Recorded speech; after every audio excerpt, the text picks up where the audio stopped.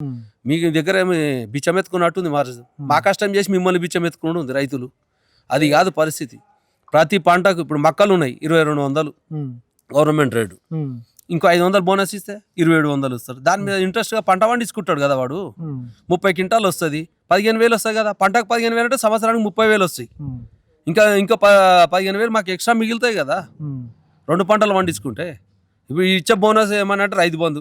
ఎవరికి ఇచ్చిరంటే రైతు బంధు హ్మ్. పాడుపడ్డ పొలాలకు గుట్టలు రాళ్ళు రప్పలు. అసలు ఎప్పుడో 15-20 ఏళ్ళ కింద వెంచర్లు వేసిర్రు.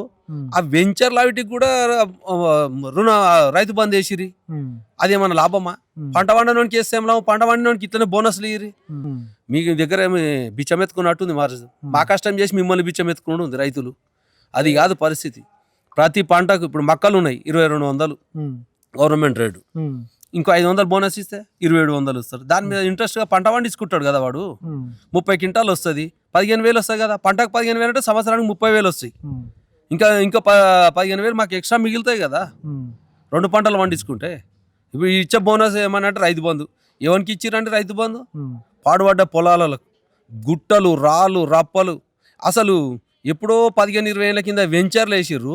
హ్మ్. ఆ వెంచర్లు వాటికి కూడా ఆ, రుణ రైతు బంధు వేసిరి. హ్మ్.